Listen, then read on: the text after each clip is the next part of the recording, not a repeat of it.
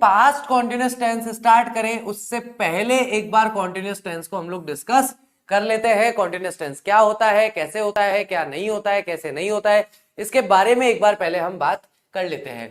Continuous tense जो है हमेशा बताता है कार्य की निरंतरता। क्या दर्शाता है? कार्य की निरंतरता दर्शाता है। कोई कार्य जो है कॉन्टिन्यूअस स्टेटस में है, कार्य जो है लगातार चल रहा है, निरंतरता बोल लीजिए, या कार्य का जारी होना बोल लीजिए, या कार्य का लगातार होना बोल लीजिए। इसमें से आप जो शब्द चाहें जो आपको सही समझ में आए, जहां पर कार्य की ऐसी स्थिति दिखाई दे कि कार्य जो है प्रारंभ हो चुका है, प्रारंभ तो हो गया है, लेकिन जिस समय वाक्य बनाया जा रहा है उस समय तक समाप्त नहीं हुआ है। तो जब कार्य प्रारंभ हो चुका और समाप्त नहीं हुआ है, इसका मतलब वो निरंतरता की अवस्था में चल रहा है, यानी कि वो कार्य लगातार चल रहा है। अब ये बात चाहे आप पास्ट में पकड़ो, चाहे आप प्रेजेंट में पकड़ो, चाहे आप फ्यूचर में पकड़ो, कोई फर्क नहीं पड़ता, तीनों जगह पर ये बराबर तरीके से काम करेगा। जैसे कि मैं फल खा रहा था, ये पास्ट में बन गया। अगला, मैं फल खा रहा हूं, ये मेरा प्रेजेंट में बन गया। और ऐसे ही मैं देखूं तो मैं फल खा रहा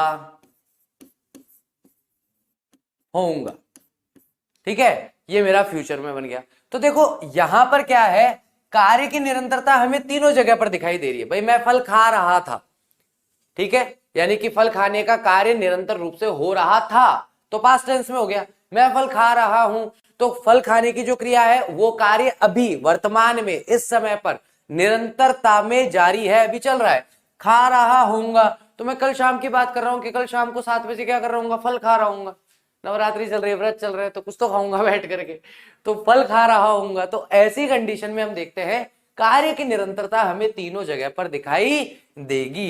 इंग्लिश में जरा एक बार बनाने का प्रयास करना, अभी मैंने सिखाया नहीं है, मैं केवल पूर्व ज्ञान जानना चाहता हूं कि पहले से किस किस को बनाना आता है। फटाफट से जरा इन तीनों वाक्यों का अनुवाद करना, अंग्रेजी में लिखना जरा इन तीनों वाक्यों को, फटाफट से लिख दो भाई, फटाफट से लिख दो, जल्दी से लिख दो, तुरंत प्रभाव से लिख दो। Very good, very good.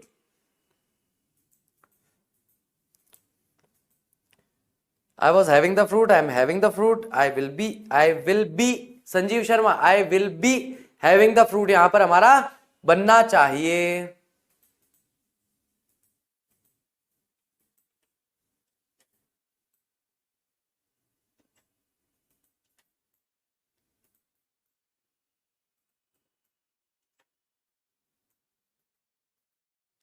चलिए चलिए चलिए, चल रहा होगा मतलब क्या था, ये वाक्य भूल गया। यह तो फ्यूचर में चला जाएगा। हाँ बेटा बिल्कुल फ्यूचर में जाएगा। मैं यहां पर क्या बात कर रहा हूं, कॉन्टिन्यूअस टेंस का मूल व्यवहार क्या है, बेसिक नेचर क्या है, कार्य की निरंतरता बताना। अब वो कार्य की निरंतरता भूतकाल में हो सकती है, वर्तमान में हो सकती है और भविष्य में भी हो सकती है। इसके मूल स्वभाव पे अभी हम बात कर रहे हैं कि इसका बेसिक नेचर क्या होता है। I was eating a fruit, बिल्कुल बढ़िया, आई वॉज ईटिंग फ्रूट्स, ठीक है।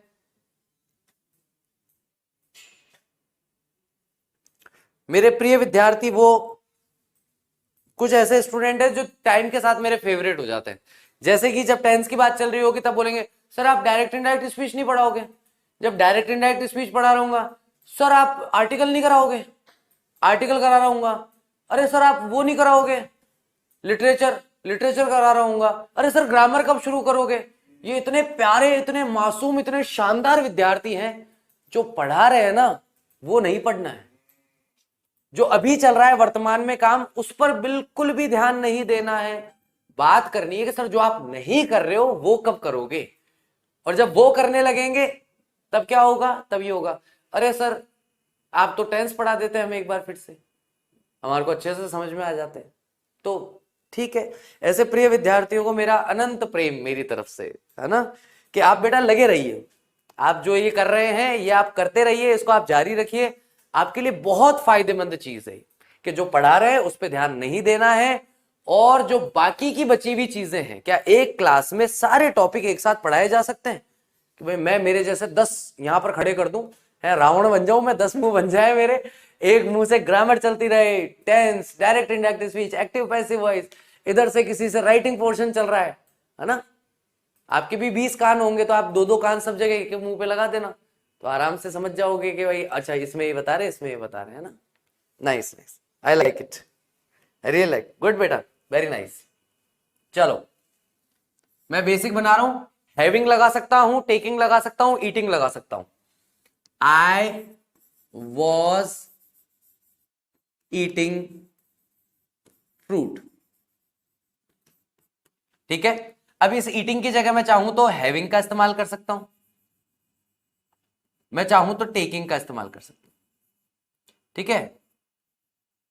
इन दोनों का इस्तेमाल भी किया जा सकता है। तो कुछ बच्चों ने जिन्होंने बनाया उनका बिल्कुल सही बना है, उस तरीके से हम इसे देखेंगे। नेक्स्ट अगला हमारा यहां पर मिलता है आई एम ईटिंग फ्रूट,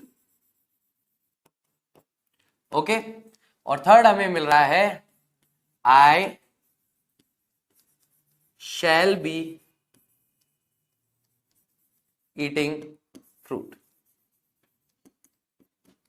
चलिए, तो अब यहां हम देख रहे हैं कि बेसिकली हमें यहां पर यह समझ में आया कि कॉन्टिन्यूअस टेंस कोई सा भी हो, कार्य की निरंतरता पे, कार्य के जारी होने पर, कार्य के कॉन्टिन्यूअस होने पर बात करता है, उसे ही ये दर्शाता है। नेक्स्ट अब यहां पर हम लोग बात करेंगे सावधानी। किसकी बात करेंगे? तो टॉपिक लिखेंगे सावधानी। अब यहां पर सावधानी किस बात की रखनी है? सावधानी इस बात की रखनी है कि मूलतः जब हम वर्ब को देखते हैं, खास करके मेन वर्ब को जब हम देखते हैं, तो उसे दो भागों में बांटा जा सकता है। वर्ब जो है उसे दो भागों में बांटा जा सकता है। कौन कौन सी है? सबसे पहली कहलाती है स्टेटिव वर्ब, दूसरी कहलाती है डायनेमिक वर्ब। पहली कौन सी कहलाएगी? स्टेटिव वर्ब कहलाएगी, दूसरी कहलाएगी डायनेमिक वर्ब। स्टेटिव वर्ब वो होती है जिसमें हम वर्ब का कभी भी वर्ब की फर्स्ट फॉर्म प्लस आईएनजी का मेन वर्ब के तौर पर इस्तेमाल नहीं कर सकते। स्टेटिव वर्ब कौन सी कहलाती है? जहां पर वर्ब की फर्स्ट फॉर्म प्लस आईएनजी का इस्तेमाल जिन वर्ब का नहीं किया जा सकता। दूसरी वर्ब कहलाती है डायनेमिक वर्ब। इनको आप चाहो तो वर्ब की फर्स्ट फॉर्म प्लस आईएनजी के रूप में इस्तेमाल कर सकते हो, कोई टेंशन नहीं है। मेन वर्ब के तौर पर अगर आप वर्ब की फर्स्ट फॉर्म प्लस आईएनजी लगाओगे तो कोई दिक्कत, कोई परेशानी नहीं है। यहां तक की बात हमें समझनी है। जैसे कि मैं यहां पर दो उदाहरण लिखता हूं, ए लिखता हूं और बी लिखता हूं। पहला मैंने लिखा ईट और दूसरा मैंने लिखा सी। एक आम विद्यार्थी, एक बिल्कुल 9th क्लास का विद्यार्थी, बहुत छोटा सा विद्यार्थी, 12-13 साल का बच्चा, और खास करके ऐसा बच्चा जो मेरे जैसा हो, हिंदी मीडियम से पढ़ा हो, और हिंदी मीडियम में भी ऐसी स्कूल से पढ़ता हो जो सर्वकारीय हो सरकारी स्कूल हो, तो उसके लिए तो ये सारी की सारी चीजें काला अक्षर भैंस बराबर वाली बात है, क्योंकि मैं भी उस समय ऐसा ही था। अब बात आती है कि क्या मैं ईट का ईटिंग बना सकता हूं? क्या मैं ईट का ईटिंग बना सकता हूं? क्या मैं सी का सींग बना सकता हूं? या ई लास्ट में होता है तो ई को हटाकर आईएनजी लगा सकते हैं, तो भैया सी का सींग बना सकता हूं क्या? क्या इन दोनों में से कोई बन सकता है क्या? यहां पर कौन सा सही है, कौन सा गलत है, जरा एक बार अपने अनुभव से बताओ। 12th वाले, 11th 12th वाले बताओ, 9th 10th वालों को भी पता चले। आपके छोटे भाई लोग भी आपके साथ जुड़े हुए हैं, तो इसलिए फटाफट से इसे देखिए। चलिए कम ऑन, बताइए मुझे, ईट का ईटिंग हो सकता है क्या? सी का सींग हो सकता है क्या?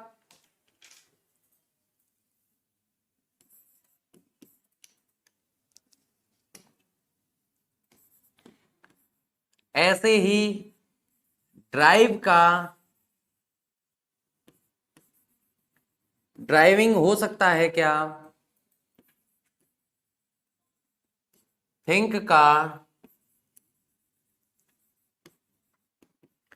थिंकिंग हो सकता है क्या? ऐसे ही गो का गोइंग हो सकता है क्या?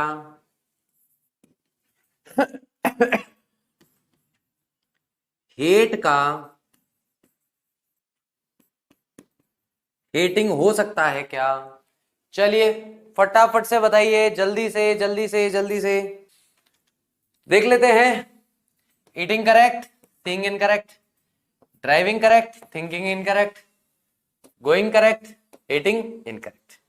कारण क्या है इसका? सीधा सीधा कारण है कि जहां मैंने क्रॉस लगाया है वहां पर ये वाला नियम लग रहा है। ये सारी की सारी स्टेटिव वर्ब है। ये तीनों की तीनों बी वाली जो है वो क्या है? स्टेटिव वर्ब है। और जितनी भी ए वाली है वो सारी की सारी डायनेमिक वर्ब है। तो डायनेमिक वर्ब के साथ हम वर्ब की फर्स्ट फॉर्म प्लस आईएनजी लगा सकते हैं। स्टेटिव वर्ब के साथ वर्ब की फर्स्ट फॉर्म प्लस आईएनजी नहीं लगाया जा सकता है। ठीक है, अब अगर हम बात करें सीधे तौर पर स्टेटिव वर्ब्स के बारे में, बेसिकली स्टेटिव वर्ब्स कौन कौन सी हो सकती है, तो मैं बताऊंगा कैटेगरी, और लाइव चैट में नहीं, कमेंट बॉक्स में आप जाकर के बताओगे एग्जांपल्स। तो एग्जांपल्स आप बताने वाले हो, कैटेगरी मैं बताने वाला हूं। ओके, दोनों मिलकर के इसको पढ़ने वाले हैं। देखो भाई, मेरे अकेले की जिम्मेदारी नहीं है कि आपके गुड अच्छे मार्क्स आए। जितनी जिम्मेदारी मेरी है उतनी जिम्मेदारी आपकी भी है। और ये पढ़ने पढ़ाने का जो है हम दोनों के बीच में चल रहा है। तो ये एक बोरिंग लेक्चर नहीं बनना चाहिए कि मैं बस इंफॉर्मेशन दिए जाऊं और फिर कोई मतलब ना निकले। तो जितना काम मैं कर रहा हूं, जितनी मेहनत मैं कर रहा हूं, उतनी मेहनत मेरे साथ साथ आपको भी करनी है। तभी हम लोग मिल करके आपके अच्छे मार्क्स का सपना देख सकते हैं। बहुत सारे बच्चे कई बार मैसेज करते हैं, कमेंट करते हैं, क्या सर मेरे 95 आ सकते हैं?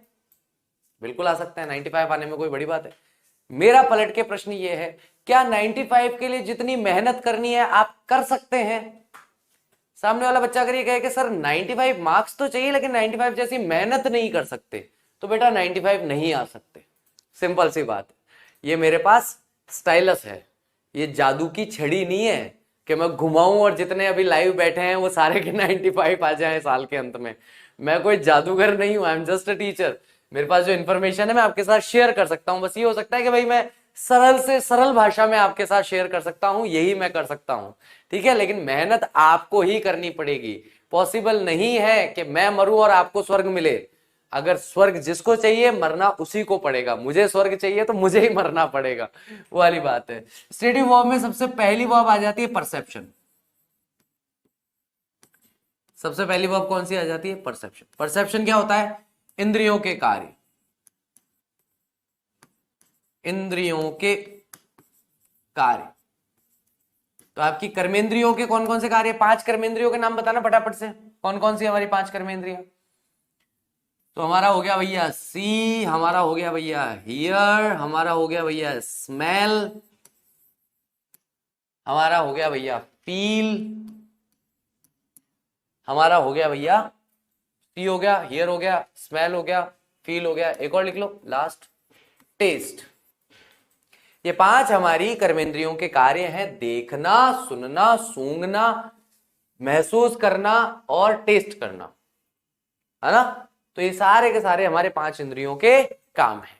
अब ये पांचों इंद्रियों के जो हमारे कार्य हैं, इनमें कभी भी आईएनजी लगता है या नहीं लगता है? इनमें से कौन सा मैंने गलत लिखा है जो यहां पर नहीं होना चाहिए, वो आप मुझे बताएंगे कि सर इसमें से ये वाला आपने गलत लिखा है, बाकी 3 सही है, या ये 2 गलत आपने लिखे हैं, या एक गलत ये लिखा है आपने। फटाफट से मुझे बताइए मैंने कौन सा इनकरेक्ट लिखा है, फटाफट से बताओ।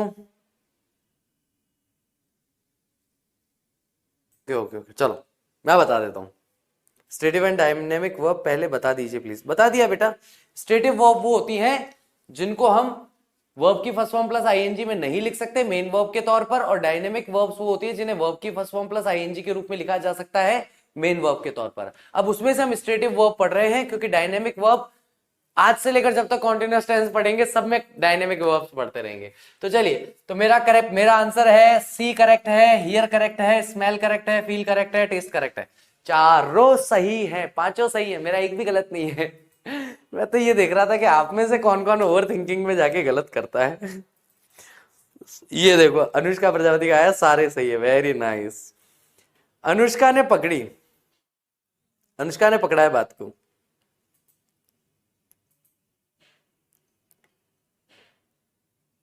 चलिए चलिए चलिए चलिए फटाफट से बात कर लेते हैं इसके बारे में। देखो, सी, हियर, स्मेल, फील, टेस्ट, इन पांचों के बारे में अगर हम 2 मिनट डिटेल से डिस्कस करें, ये मेरी आंखें बंद है, ओके, अभी अचानक से खुला, आई सी, अब मैं चाहूं देखना या ना चाहूं, आई am looking at the camera, मैं कैमरे को देख रहा हूं, आई am looking at the camera, लेकिन पीछे का ब्राउन पर्दा मुझे फिर भी दिख रहा है, लेकिन मैं उसको देख नहीं रहा, फिर भी मुझे दिख रहा है, आई कैन सी, और आई सी द कर्टेन, यानी कि पर्दा मुझे दिखाई दे रहा है, जबकि मैं देख नहीं रहा हूं पर्दे की तरफ, एक्टिवली सोच समझ के जानबूझ करके कॉन्शियसली मैं कैमरे की तरफ देख रहा हूं, फिर भी पीछे का जो कुछ है सब कुछ मुझे दिखाई दे रहा है। इसका मतलब आई सी, चाहे अनचाहे, जाने अनजाने कोई चीज अगर हमें दिखाई देती है जिसे देखने का हमारा कोई इंटेंशन नहीं है, उसके लिए हम सी का इस्तेमाल करते हैं। लेकिन जानबूझकर किसी चीज को देख रहे हैं तो सी का इस्तेमाल मत कीजिए, उसकी जगह इस्तेमाल कर लीजिए लुक का, और इसमें आप बना लीजिए I am looking at it. जैसे I am looking at the camera, you are looking at the screen, तो सी की जगह हम लुकिंग बना लेते हैं। वहीं पर अगर हम कोई चीज देख रहे हैं, राइट, जैसे आप ये देख रहे हो, पूरा का पूरा वीडियो देख रहे हो, तो आप लुकिंग नहीं कर रहे हो, आप वॉचिंग कर रहे हो, तो लुक सी की जगह आप क्या बना सकते हो, वॉचिंग बना सकते हो। हियर का हियरिंग, एक विद्यार्थी ने लिखा था कि सर हियर का हियरिंग मैंने सुना है, बिल्कुल सुना होगा बेटा, हियरिंग का मतलब होता है सुनवाई, और खास करके कौन सी सुनवाई, जो कोर्ट में सुनवाई होती है उसके लिए हियरिंग है। लेकिन सुन रहा हूं, सुन रहा था, सुन रहा हूंगा, उसके लिए हियरिंग का इस्तेमाल नहीं होता। किसका इस्तेमाल होता है, लिसनिंग का। किसका इस्तेमाल होता है, लिसनिंग का इस्तेमाल होता है। स्मेल का स्मेलिंग कभी बनता ही नहीं है। क्या, कौन बोलता है कि मैं बैठ करके सूंघ रहा हूं, बोले क्या कर रहे हो, बैठ करके गुलाब सूंघ रहा हूं, ऐसा कोई नहीं बोलता। तो स्मेल का स्मेलिंग बनता ही नहीं है। फील का फीलिंग बन सकता है क्या, तो लोग कहते हैं कि सर फीलिंग वर्ड है, फीलिंग्स वर्ड है, my feelings are true for you, you hurt my feelings, तो सर फीलिंग्स तो बनता है। बेटा जब फीलिंग्स हम बनाते हैं ना, यानी कि जब हम बनाते हैं फील प्लस आईएनजी, तो ये हमारा जेरेंड फॉर्म में बनता है। अभी अभी जब टेंस शुरू हुआ था उससे जस्ट पहले मैंने जेरेंड्स और इंफिनिटिव्स खत्म किए थे। तो जेरेंड फॉर्म में हम इसे बनाते हैं, ना कि हम इसे वर्ब फॉर्म में बनाते हैं। इसे वर्ब की तरह इस्तेमाल नहीं करते। यहां पर भी ये वर्ब नहीं है, यहां पर भी ये जेरेंड की तरह इस्तेमाल हुआ है। वैसे ही टेस्ट का कभी टेस्टिंग नहीं होता। आप कोई चीज टेस्ट कर रहे हो, उससे ज्यादा कर रहे हो, तो फिर ईटिंग कर लो, हैविंग कर लो, टेकिंग कर लो, इन सब वर्ड्स का इस्तेमाल कर लो। बोलो हाँ कि ना। लेकिन आप टेस्ट का टेस्टिंग नहीं कर सकते। घर में कोई बढ़िया खीर वीर बनी और लेकर के भगोना बैठ गए चरने, वो क्या कर रहा है, बेटा टेस्ट कर रहा हूं पापा कैसी बनी है, मीठी है कि नहीं। तू टेस्ट कर रहा है। एक चम्मच इतना सा होता है टेस्ट करने का, बैठ करके उसको खाने में ही लगा हुआ है, तो काहे की टेस्टिंग है बे, खा रहे हो आप उसे, फिर टेस्ट नहीं कर रहे हो। ठीक है, तो ये सारा का सारा एक्सप्लेनेशन है कि जब हमें आईएनजी में इनकी इस्तेमाल की जरूरत पड़ती है तो हम कुछ इस तरीके से कार्य करते हैं। सामान्यतः इन सबको कभी भी आईएनजी फॉर्म में नहीं लिखा जाता, नहीं लिखा जाना चाहिए। नंबर 2 यहां पर हमें देखने को मिलता है। सेकंड नंबर पे हमें यहां पर मिल रहा है कि हमें जो भी वर्ब्स ऑफ अपीयरेंस है, कोई भी चीज दिखने में कैसी है, जब हम इस बारे में बात करते हैं तो हम इस्तेमाल करते हैं लुक का। ठीक है, हम इस्तेमाल करते हैं अपीयर का।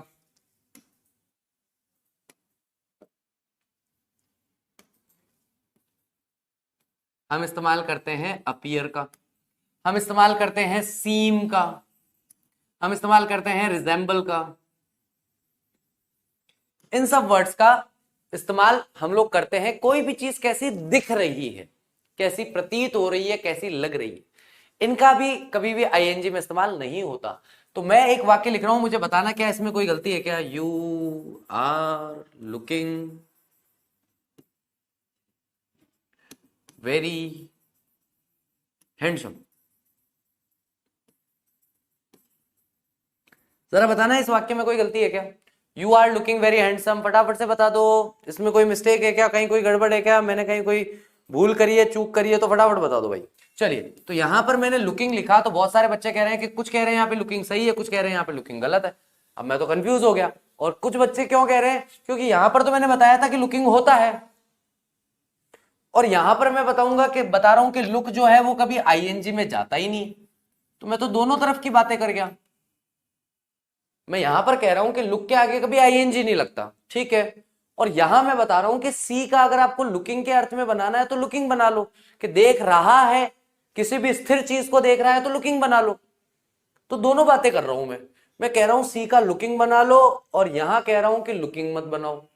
गड़बड़ है ना, समस्या हो गई, परेशानी हो गई ना, बताओ बताओ, इसका कोई एक्सप्लेनेशन दे सकता है क्या? जल्दी बताओ, इसका कोई एक्सप्लेनेशन दे सकता है क्या? जल्दी से, 10 मिनट रह गए, फटाफट बता दो, मनीष सर आने वाले हैं। जल्दी जल्दी जल्दी।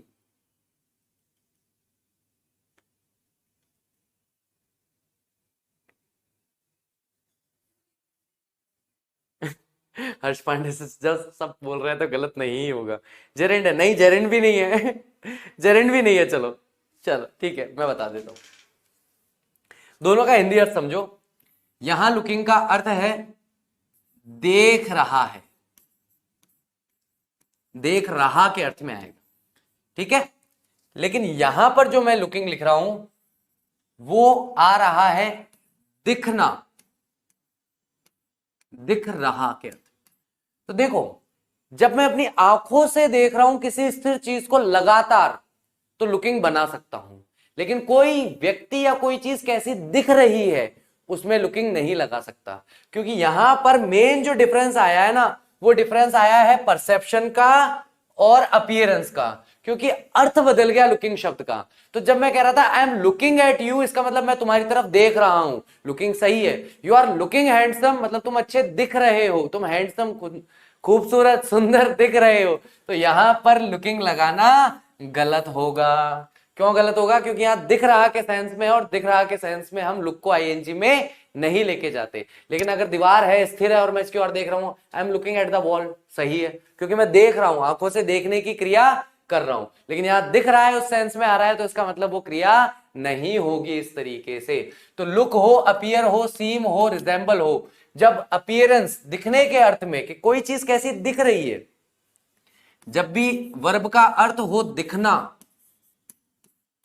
प्रतीत होना,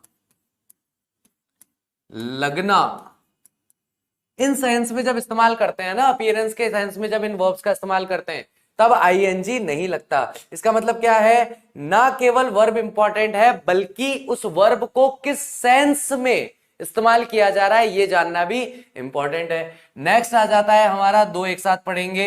एक हमारी आ जाती है verb of emotion,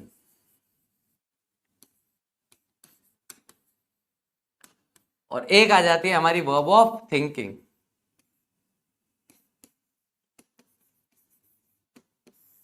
verb of emotion में आपके लव आ गया, हेट आ गया, एनवी आ गया, इस तरह की इमोशंस आपके आ जाते हैं। थिंकिंग में एक्सेप्ट आ गया,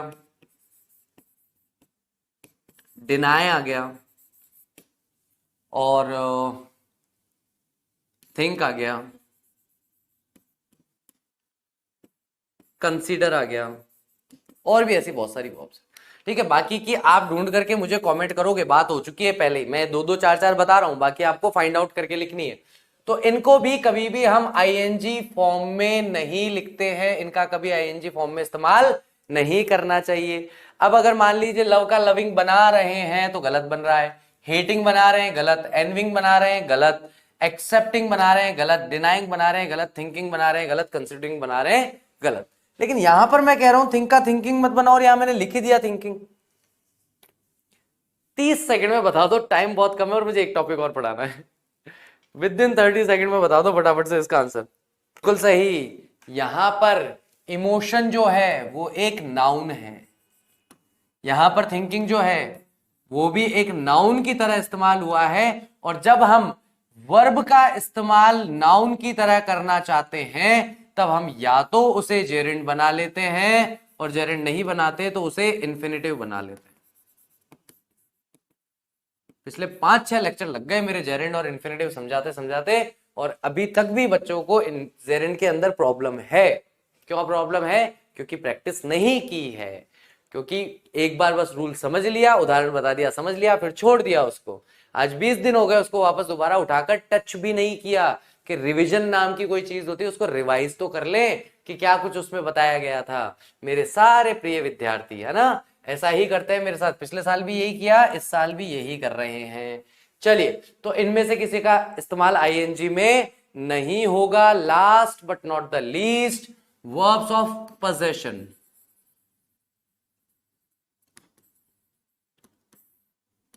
स्वामित्व, अधिकार, हक, मालिक। अगर मेरा किसी भी वस्तु से ये संबंध है, किसी भी वस्तु से ये संबंध है, जिसमें मैं ओन का इस्तेमाल कर लूंगा, ओ का इस्तेमाल कर लूंगा,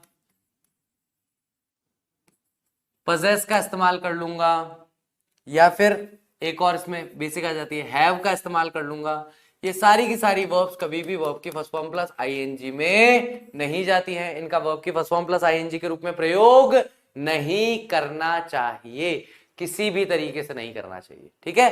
क्योंकि मेरे पास ये स्टाइलस है, या तो है या नहीं है तो आई हैव अ स्टाइलस, नहीं है तो I don't have a stylus, मेरे पास स्टाइलस नहीं है। I am having a stylus, ये तो हो नहीं सकता। I have a T shirt, I don't have a t-shirt. I have a watch. I don't have a watch. I have eyes. I don't have eyes. या तो कोई चीज मेरे पास है या मेरे पास नहीं है, सीधा काम बनेगा। मेरे पास हो रही है धीरे धीरे, ऐसा नहीं होता और ऐसा करना भी नहीं चाहिए। तो वर्ब्स ऑफ पोजेशन, पोजेशन वाली जितनी वर्ब्स है उन्हें कभी भी आईएनजी फॉर्म में नहीं लिखा जाता है। अब बात आती है यहां पर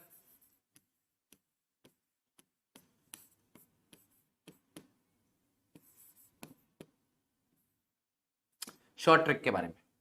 ओके, ऐसा कोई भी काम, ऐसा कोई भी काम जो होते हुए दिखाई ना दे, ऐसा कोई भी कार्य जो होते हुए दिखाई ना दे, वो कभी भी आईएनजी में नहीं जाएगा, ठीक है। या ऐसा कोई भी कार्य जो क्षण मात्र में पूर्ण हो जाए,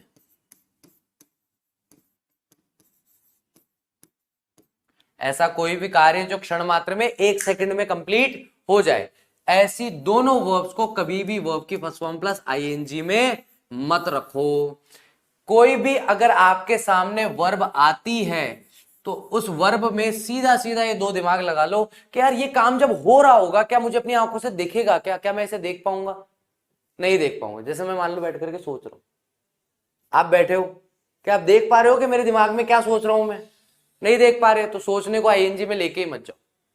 या फिर क्षण मात्र में कोई कार्य हो रहा है, जैसे कि मान लीजिए ताली बजाने का कार्य कितनी देर में होगा? 3, 2, 1 गो, खत्म।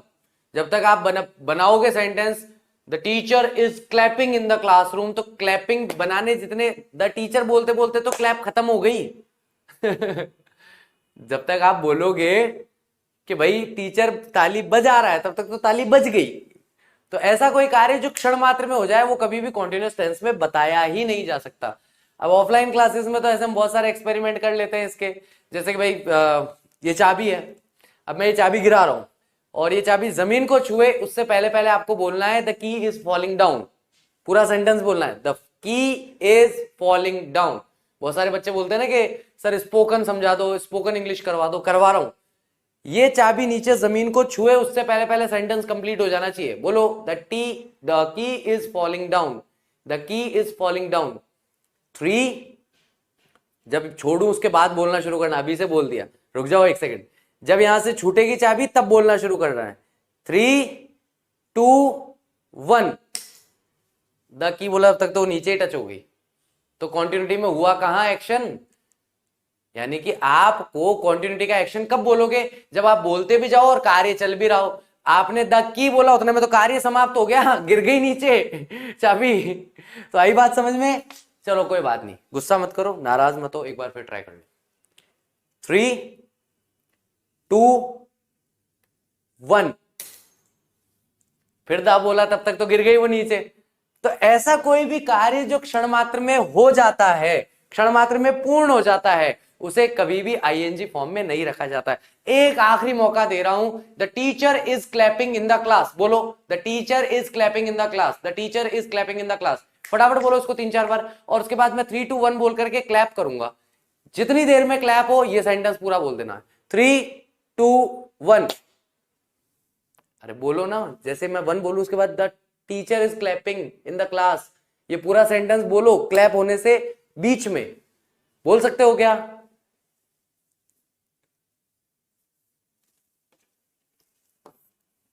जो कार्य क्षण मात्र में पूरे होते हैं उन्हें कॉन्टिन्यूस में बनाया ही नहीं जा सकता, आप कितनी ही कोशिश कर लो बनेगा ही नहीं।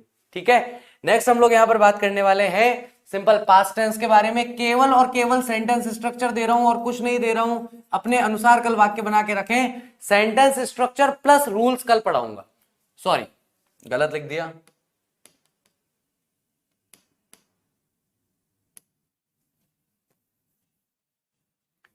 Past continuous tense, past continuous tense की हम बात कर रहे हैं। अफर्मेटिव, नेगेटिव, इंटेरोगेटिव और इंटेरोगेटिव नेगेटिव सेंटेंसेस की बात होगी। सब्जेक्ट प्लस वॉज या वर प्लस वर्ब की first form plus ING plus object.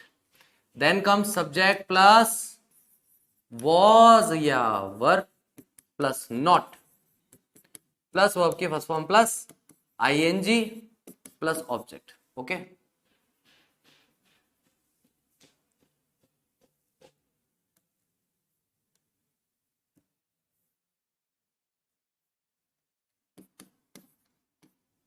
Okay. Third हमारा आ जाएगा वॉज या were plus subject plus verb की first form plus ING plus object, last में क्वेश्चन मार्क। वॉज या were plus subject plus not plus verb की first form plus ING plus object. इसके according हमें 5 सेंटेंसेस बना करके comment box में submit करना है। 5 सेंटेंसेस कितने बनाने? केवल 5 सेंटेंसेस बना करके सबमिट करना है। कल के लेक्चर में हम इसके आगे का डिस्कशन करेंगे। ठीक।